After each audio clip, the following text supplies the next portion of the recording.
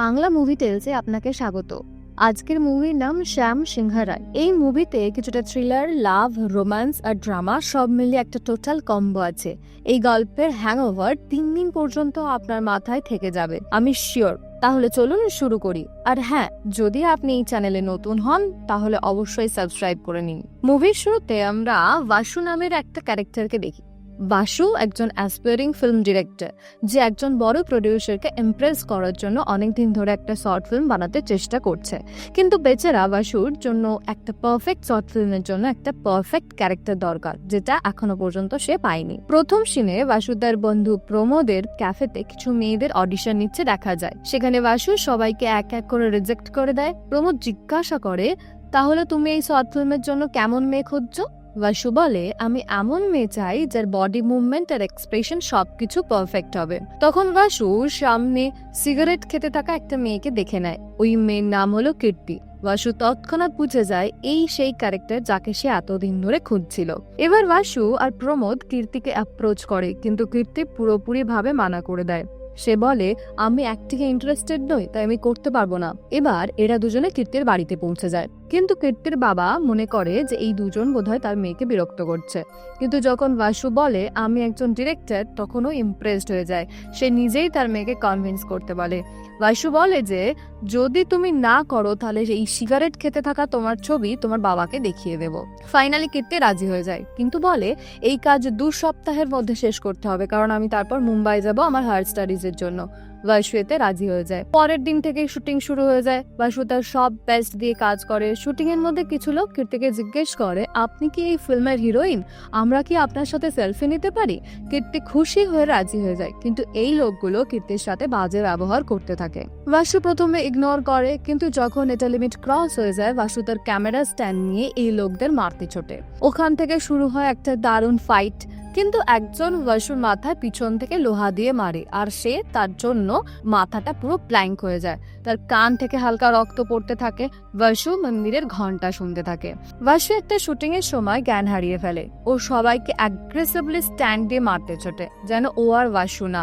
তখন প্রমোদ পিছন থেকে জড়িয়ে ধরে বলে, বাসু বাসু বলে উঠলে বাসু জ্ঞানে ফিরে আসে। ও দেখে গুন্ডাদের খুব চোট লেগেছে আর ক্যামেরা স্ট্যান্ডটাও ভেঙে গেছে। পরবর্তী সিনে আমরা দেখি বাসু নিজের শর্ট ফিল্ম প্রডিউসারকে দেখায়। প্রডিউসার খুব পছন্দ করে আর বলে যে আগামী মাসের মধ্যে নিউ স্ক্রিপ্ট লিখতে হবে। বাসু প্রত্যেকদিন ট্রাই করে ভালো স্ক্রিপ্ট লিখতে, কিন্তু কোনো নতুন আইডিয়া তার মাথায় আসে না। 1 মাস শেষ হয়ে যাওয়ার পর প্রডিউসার ফোন করে বলে, বাসু স্ক্রিপ্ট নিয়ে কাল এসো, আমি আউট অফ ইন্ডিয়া যাব। বাসু রুম লক করে ড্রিঙ্ক খেতে খেতে লিখতে ট্রাই করে, কিন্তু ড্রিঙ্ক শেষ হয়, কিন্তু সে আর লিখে উঠতে পারে না। রাতে আবার বাসুর ব্যবহার চেঞ্জ হয়। ওর কান থেকে রক্তপাত হয়, আর এর কারণে ওর স্ক্রিপ্টটা পুরোটাই লিখে ফেলে। পরের দিন প্রডিউসার স্ক্রিপ্ট পড়ে বলে, বাসু স্টোরির ক্লাইম্যাক্সটা তো দারুণ, মুভিটা আমরা বানাবো। এই খুশিতে বাসু প্রমোদ আর কীর্তিকে পার্টি দেয়। কীর্তি বাসুকে পার্পল শার্ট গিফট করে বলে, তুমি যখন বড় ডিরেক্টর হবে এই শার্টটা পরো। কীর্তি আর বাসুকে দেখে বলে হয় যে একে অপরকে পছন্দ করতে শুরু করেছে। এখান থেকে তখন প্রমোদ চলে যায়।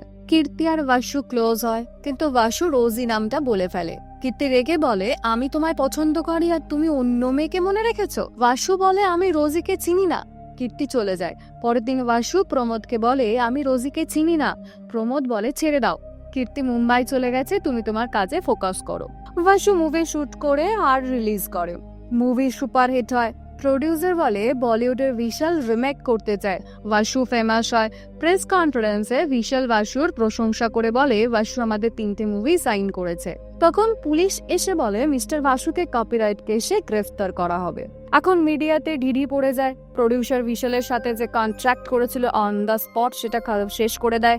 চারিদিকে লোক আর মিডিয়া, চারিদিকে গুঞ্জন। বাসুকে ক্রিটিসাইজ করে ও গালি দেয়। আর অন্যদিকে কৃতি তার সাইকোলজি ক্লাস করছিল। তখনই তার বাবা তাকে ফোন করে বলে, কৃতি তুমি কি মনে করেছো, কিছু দেখেছো? ওই শর্ট ফিল্মের যে বাসু, তাকে পুলিশ কপিরাইটের কেসে অ্যারেস্ট করেছে।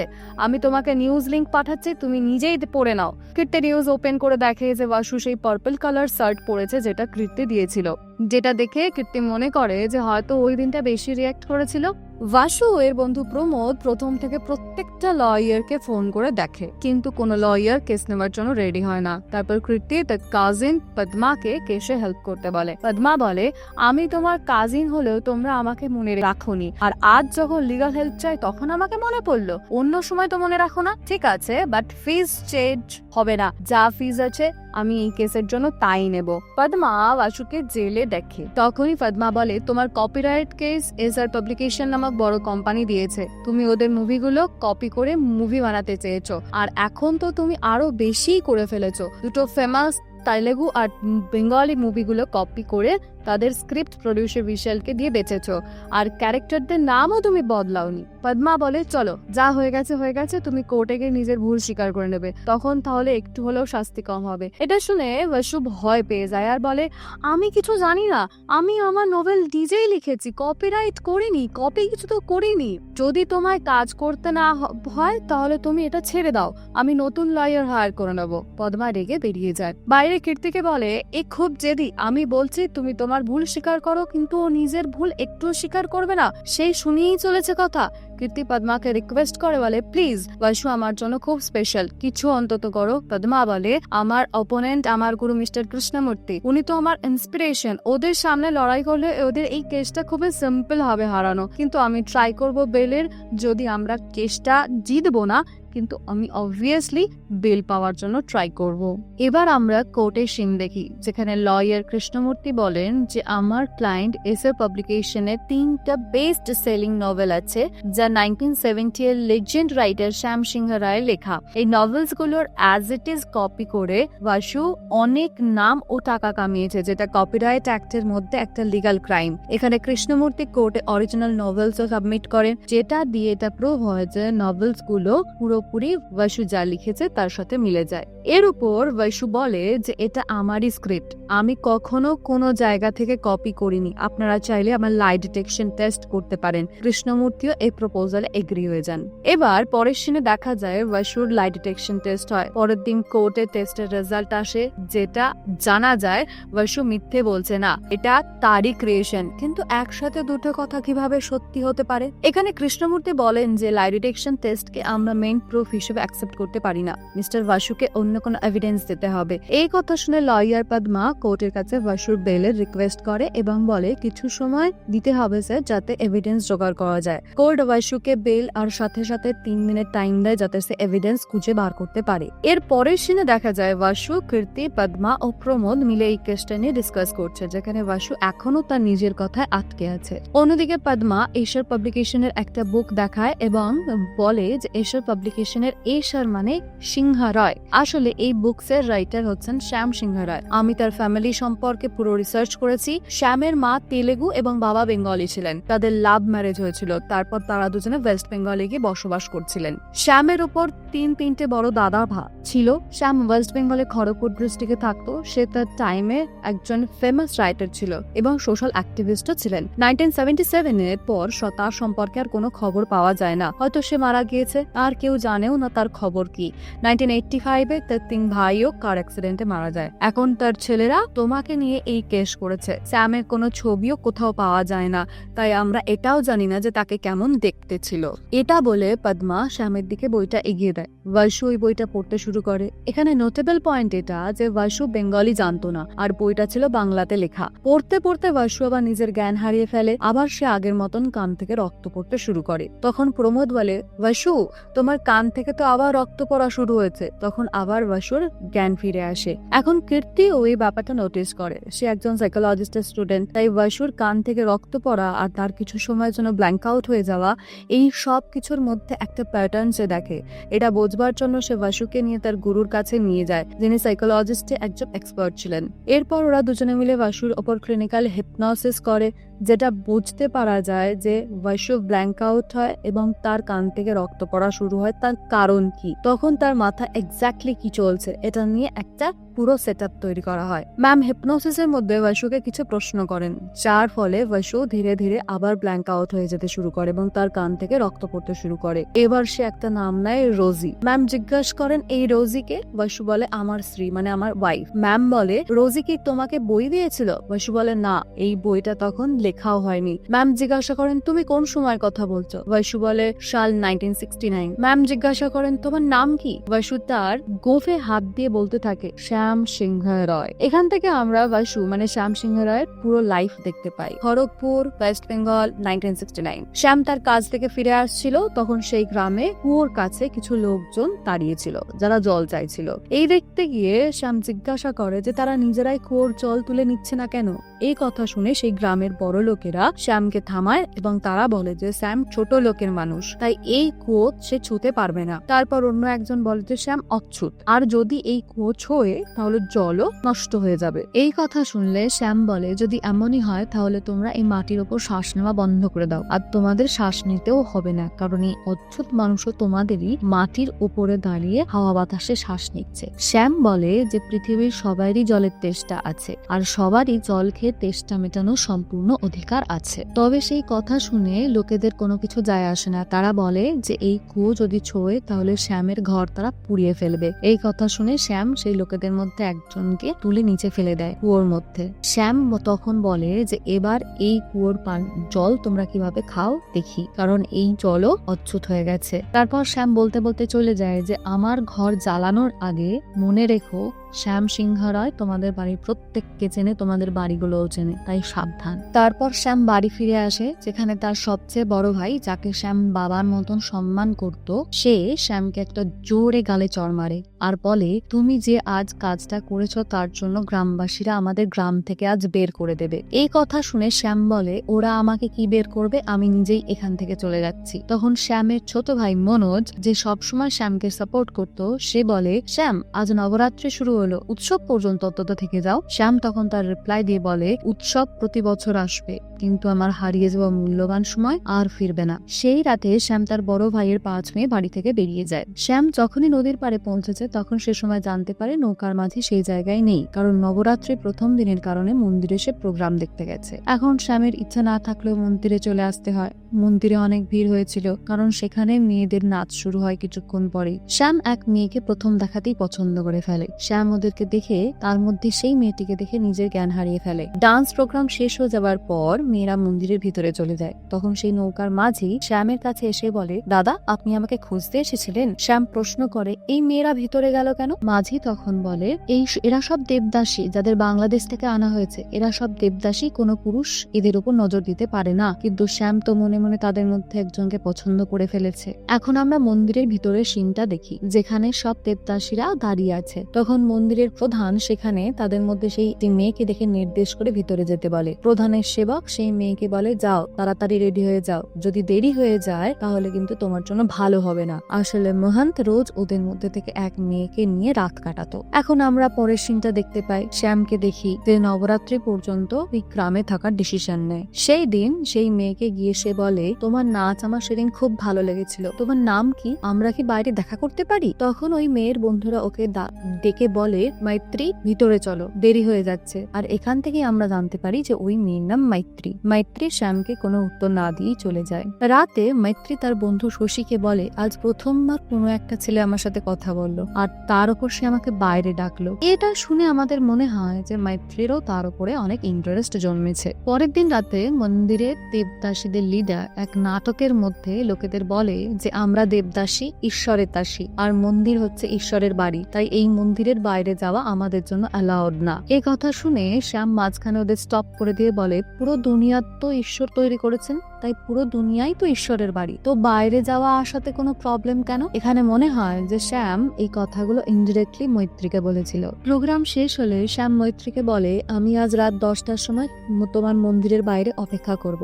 মৈত্রীও 10টার সময় চুপ করে মন্দিরের বাইরে চলে আসে। অন্যদিকে শ্যামও ওর জন্য ওয়েট করতে থাকে বাইরে। মৈত্রী বলে যে আমি বাইরে যেতে পারি না, আমি শুধু এটা দেখতে এসেছিলাম যে তুমি আমার জন্য অপেক্ষা করছো কিনা। কিন্তু কিছুক্ষণ পর শ্যামের অনুরোধে মৈত্রী তার সাথে নদীর ধারে চলে যায় ঘুরে বেড়ানোর জন্য। ওরা দুজন নৌকায় বসে কথা বলতে থাকে। সেখানে শ্যাম বলে মৈত্রী নামটা তো তোমার মন্দির থেকে পাওয়া, কিন্তু তোমার মা বাবা তোমার কি নাম রেখেছিল? মৈত্রী তখন বলে আমার মা বাবাকে আমি নিশ্চয় জিজ্ঞাসা করতাম যদি কখনো তাদের সাথে আমার দেখা হতো। তারপর মৈত্রী শ্যামকে জিজ্ঞাসা করে, তোমার কাজ কি?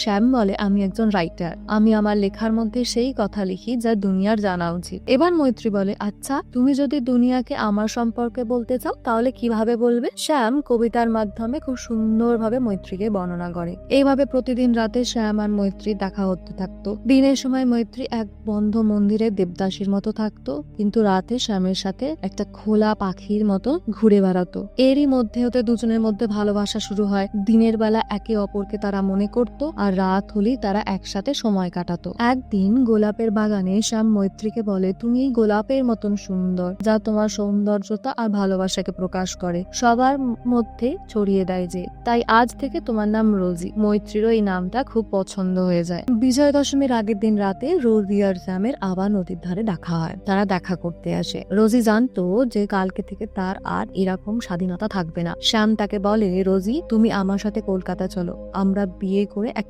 ভালো লাইফ স্পেন্ড করব। রোজি বলে, আমরা দেবদাসী, তাই এটা পসিবল না। শ্যাম বলে, এটা সব মানুষের তৈরি কুকীর্তি, তুমি কি এই লাইফে খুশি আছো? নও তো? তাহলে আমার সাথে চলো। মানুষের জন্য তার আত্মসম্মান সবচেয়ে ইম্পর্টেন্ট। এখানে শ্যাম রোজিকে অনেক মোটিভেশনাল কথা বলে। শেষমেশ শ্যাম বলে, কাল বিজয় দশমী, আমি তোমাকে জন্য ওয়েট করব। কাল থেকে আমরা একটা নতুন লাইফ স্টার্ট করব। পুরো সিনে দেখা যায় বিজয় দশমীর রাতে শ্যাম অনেক রাত পর্যন্ত রোজির জন্য ওয়েট করে, কিন্তু এইবার সে আর আসে না। তখন শ্যাম নোটিশ করে একটা ডক্টর ওই মন্দিরে ঢুকছে। শ্যাম ও তার পিছনে ঢুকে যায়। মন্দিরের ভিতরে রোজিকে ঘিরে অনেক দেবদাসী বসে আছে। রোজি কাঁদে, তার শরীরে অনেক চোট আঘাতের দাগ। শ্যাম রোজিকে দেখে জিজ্ঞাসা করে, কি হয়েছে? কিন্তু কেউ কোনো উত্তর দেয় না। তখন শ্যাম রেগে গিয়ে বলে, হলো। এই সিনের কিছুটা আগে ফ্ল্যাশব্যাকে আমাদের দেখানো হয় রোজি শ্যামের সাথে যাওয়ার প্রিপারেশন করছিল, কিন্তু তখন মন্দিরের প্রধান এখানে ঢুকে পড়ে। প্রধান একটা ছোট মেয়ে, যার যেখানে নিজেও দেবদাসী, তার দিকে ইশারা করে। মেয়েটা কাঁদতে কাঁদতে বলে, প্লিজ আমাকে ছেড়ে দিন, আমাকে ভিতরে নিয়ে যাবেন না। তখন রোজি মেয়েটার হাত ধরে বলে, এ কোথাও যাবে না, আমরা দেবদাসী, ঈশ্বরের দাসী, তাই আমরা দেবীর সমান, আমরা কোনো পুরুষের কাঠপুতুলি নই। এটা শুনতেই প্রধান রোজিকে মেরে বলে, তুমি ঈশ্বরের না, আমার দাসী, আর তাকে সঙ্গে করে নিয়ে উপরে চলে যায়। এসব কথা শোনার পর শ্যাম অত্যন্ত রেগে যায়। শ্যাম অন্য একটা মন্দিরে যায় যেখানে প্রধান যজ্ঞ করছিল। মন্দিরে ঢুকেই শ্যাম এক এক করে প্রধানের সকল যে লিডার ছিল তাদেরকে মারতে শুরু করে, এবং তারপর প্রধানের সঙ্গে একটা বিভৎস ধস্তাধস্তি শুরু হয়ে যায়। এই যুদ্ধের শেষে শ্যাম মহান্তকে মেরে ফেলে এবং তার প্রাইভেট পার্টে কেটে সেটাকে ওই যজ্ঞের আগুনে ফেলে দেয়। শ্যাম চেঁচিয়ে বলে ওঠে, আজ থেকে এখানে কোনো দাসী নেই, খবরদার। তারপর শ্যাম এবং রোজি কলকাতা চলে আসে এবং একটা নতুন লাইফ শুরু করে। শ্যাম রোজিকে নিয়ে একটা জায়গা রয়্যাল ব্রেসে গিয়ে থাকে। সেখানে কাজ করার বিনিময়ে রোজিকে থাকার জায়গা এবং খাবারের ব্যবস্থা হয়। রোজির চোখে খোলা দুনিয়া দেখার খুশিতে সে যেন নতুন ভাবে খোলা পাখির মতন উড়ে বেড়াচ্ছিল। দুজনে তারপর সেখানে বিয়ে করে এবং অনেক সুন্দর সুন্দর মুহূর্ত সেখানে কাটায়। শ্যাম সেখানে একটা প্রেসে কাজ জোগাড় করে এবং রোজি মেয়েদের ক্লাসিক্যাল ডান্স শেখায়। একটা সিনে আমরা দেখতে পাই যে একজন ডক্টর তাদেরকে বলে, আপনাদের আর বাচ্চা হবে না। এটা শুনে রোজি খুব কাঁদতে থাকে এবং শ্যাম তাকে জড়িয়ে ধরে বলে, আমি কি তোমার জন্য পর্যাপ্ত নই? কিছুদিন পর শ্যাম তার লেখা প্রেসের মালিককে দেয়, যেটা মালিকের খুব পছন্দ হয়। ধীরে ধীরে শ্যাম প্রেসের নিউজ পেপারে আর্টিকেলস লিখতে শুরু করে। তারপর তার নাম, বইও ছাপা শুরু হয়, যেটা সব জায়গায় খুব পপুলার হয়ে ওঠে। ছোট থেকে বড় সবাই তার বই পড়া শুরু করে। ধীরে ধীরে শ্যাম তার বই এবং বিচারের মধ্যে সমাজের খারাপ চিন্তাধারাগুলোকে নিয়ে লোকেদের কাছে বদল আনতে শুরু করে। রোজি একদিন শ্যামকে বলে, শ্যাম, আমার তো কপাল খুব ভালো যে আমি দেবদাসী প্রথা থেকে মুক্তি পেয়েছি, কিন্তু এখনো অনেক লক্ষ লক্ষ মেয়ে আছে যারা এখনো এই প্রথার মধ্যে বন্ধ হয়ে রয়েছে। খুব ভালো হতো যদি তারা আমার মতো মুক্ত হতে পারত। এখন শ্যাম তার নিজের উদ্দেশ্য খুঁজে পায়। সে তার লেখার মধ্য দিয়ে চেষ্টা করে সরকারের কাছে চাপ সৃষ্টি করতে, যাতে দেবদাসী প্রথাটা একেবারেই বিলুপ্ত হয়ে যায়। শ্যাম আর রোজি মিলে একটা ট্রাস্ট খোলে যেখানে সবাইকে চাকরি দেওয়া হয় রুজি রোজগারের জন্য। এভাবেই শ্যাম প্রতিদিন ফেমাস হয়ে ওঠে, কিন্তু এখনো সমাজে কিছু মানুষ রয়েছে যারা এই ভাবনা চিন্তাটাকে পছন্দ করতো না। এই লেখা পাবলিশ হলেই তারা ছিঁড়ে জ্বালিয়ে দিত, কিন্তু শ্যাম তার নতুন নতুন ভাবনা চিন্তার মাধ্যমে সমাজের সামনে সমাজের নতুন জিনিসকে চোখের সামনে তুলে ধরতো। এভাবেই বছরের পর বছর কেটে যায়। পরের সিনে আমরা দেখতে পাই শ্যামের ছোট ভাই মনোজ, যে শ্যামের কাছে এসে বলে আমাদের বর্দা খুব অসুস্থ, খুব শরীর খারাপ, সে তোমার সাথে দেখা করতে চায়, চলো আমার সাথে গ্রামে চলো। শ্যাম বড় ভাইকে বাবার মতন সম্মান করত, তাই সে তাড়াতাড়ি গ্রামে যাওয়ার জন্য প্রস্তুতি শুরু করে। আর এদিকে রোজি বলে প্লিজ ওই গ্রামে যেও না, আমরা অলরেডি অনেক কিছু দেখেছি, আমার খুব ভয় লাগছে তোমাকে একা ছেড়ে দিতে, তোমার সাথে যেন কিছু খারাপ না হয়। কিন্তু শ্যাম রোজিকে প্রতিজ্ঞা করে বলে সে সুস্থ স্বাভাবিকভাবেই ফিরে আসবে। পথের মধ্যে নদীর নৌকায় বসে শ্যাম একটা ছোট গল্প লেখে আর তার ভাই মনোজকে দিয়ে বলে এটা পড়ে আমাকে একটা ওপিনিয়ন দিত। পরের সিনে তারা দুই ভাই ঘরে পৌঁছায়, যেখানে মনোজকে তার বড় ভাই বাজার করতে যেতে বলে কিছু জিনিস আনার জন্য। এই সময় ঘরে বৌদিরা খাবার দাবার বাড়ছে এবং বড় ভাই বলে তুমি অনেক নাম করলে কিন্তু তোমার ভাবনা আমাদের পছন্দ নয়, এই সব বন্ধ করে এবার একটা কাস্টের মেয়েকে বিয়ে করে নাও এবং এখানে থাকো। এই কথা শুনে শ্যাম খাবার টেবিল থেকে উঠে পড়ে এবং বলে আপনারা জানেন আমি বিয়ে করেছি, যদি এই উদ্দেশ্যই থাকে আমাকে ডাকার তাহলে আমি এক্ষুনি যাচ্ছি। সেই সময় দুই ভাইয়ের মধ্যে ঝগড়া শুরু হয়ে যায় এবং ওই দুই ভাই ছুরি ভুকিয়ে দেয়। শ্যাম পুরো অবাক হয়ে যায়, তার বৌদিরাও কিছুই বলে না। এমন একটা অবস্থা হয় যে কিছু যেন মনে হয় সবটাই পরিকল্পিত। সেই রকম আঘাত অবস্থায় শ্যাম তার ভাইকে বলে তোমার ভাবনা আর কাজের কারণে গ্রামের লোকজন আমাদেরকে খুব অপমান করছে, আজকে তোমার প্রাণ দিয়ে আমরা আমাদের সম্মান ফিরিয়ে নেব।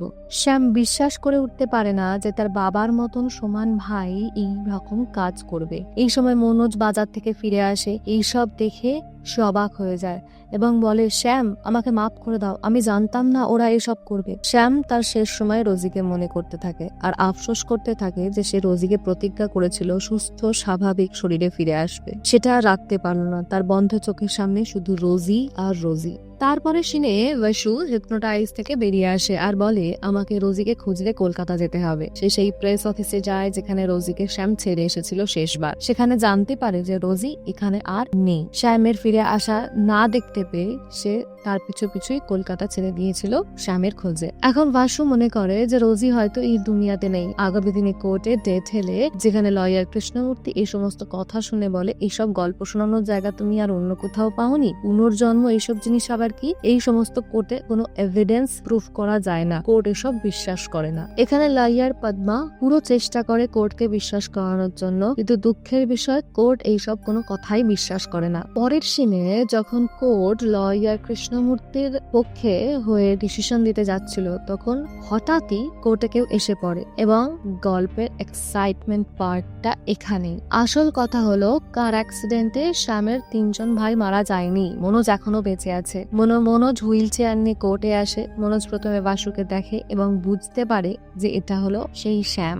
মনোজ কোর্টে সাক্ষী দেওয়া শুরু করে আর বলে যে বাসু হচ্ছে শ্যাম, আমার ভাইয়ের পুনর্জন্ম। কৃষ্ণমূর্তি বলে আমরা আপনার কথা বিশ্বাস করব কেন, আপনার কি কোনো এভিডেন্স আছে এটা প্রুভ করার জন্য? মনোজ বলে হ্যাঁ আমার কাছে এভিডেন্স আছে। আপনাদের কি মনে আছে মনোজ যখন শ্যামকে নিয়ে ফিরে আসছিল তখন ওই নৌকোতে বসে শ্যাম একটা স্টোরি লিখেছিল এবং যেটা মনোজকে পড়ে তার ওপিনিয়ন জানতে চেয়েছিল, কিন্তু শ্যাম আর মৃত্যুর পর সেই স্টোরি কখনো পাবলিশড হয়নি, সেটা শুধু মনোজের কাছেই ছিল। কিন্তু সেই স্টোরি একদিন মনোজ একটা ফিচার ফিল্মে দেখে। এটা সেই ফিল্ম যেটা বাসু কীর্তির সাথে বানিয়েছিল। মনোজ বলে পাবলিশড বুকস থেকে কপি করার কথা অ্যাকসেপ্ট করা যায়, কিন্তু এই ফিচার ফিল্ম কিভাবে বানালো ও, এই কথা থেকে ক্লিয়ার যে এটা আমার ভাই শ্যাম সিংহ রয়। এসআর পাবলিকেশনের চেয়ারম্যান হিসাবে আমি এই কেসটা তুলে নিচ্ছি। কোর্ট কেস ডিসমিস করে। পরের সিনেমায় বাসু মনোজের সাথে দেখা করে, যেখানে মনোজ কেঁদে বলে শ্যাম আমাকে মাফ করে দাও প্লিজ, তোমার মৃত্যুর জন্য আমি দোষী, আমি জানতাম না যে আমাদের বড় ভাই এমন করবে, তুমি তো সবসময় জেদি ছিলে বলো, তাই তোমার জেদেই তুমি আবার ফিরে এসেছো, এই কোম্পানি তোমারই জন্য। বৈশু বলে আমি কোম্পানি নিয়ে কি করব, রোজির সাথে আমার প্রমিস ফুলফিল করতে আমি পারিনি, ওর জন্য ফিরে আসবো বলেছিলাম কিন্তু আমি মাঝপথে ওর কথা ভুলে গেলাম, রোজি হয়তো মৃত্যু পর্যন্ত আমার জন্য অপেক্ষা করেছিল। মনোজ বলে শ্যাম রোজি এখনো বেঁচে আছে এবং তোমার জন্য অপেক্ষা করছে। পরের সিনে বাসু দেখে রোজি সমুদ্রের কিনারায় দাঁড়িয়ে আছে। বাসু তার কাছে যায়, রোজি পিছন ঘুরে বাসুকে দেখে এবং চোখ জুড়ে শুধু তার জল, দুজনের চোখ থেকে যেন জলের অশ্রুধারা। রোজির মনে হয় শ্যাম যে আবার ফিরে আসবে সেটা তার বিশ্বাসই ছিল না। তারা কথা বলে না, শুধু একজন আরেকজনকে দেখতেই থাকে। রোজি শ্যামকে জড়িয়ে ধরে শেষবারের জন্য এবং শেষ নিঃশ্বাস নেয়, মানে মারা যায়। বাসুয়ের চোখের জল আর থামে না। আর এখানেই কাহিনী শেষ হয়। যদি আপনাদের ভালো লেগে থাকে তাহলে লাইক দিন, কোনো ইস্যু থাকলে অবশ্যই কমেন্টে ফিডব্যাক করে জানান এবং চ্যানেলে নতুন হলে অবশ্যই সাবস্ক্রাইব করে নিন। ধন্যবাদ।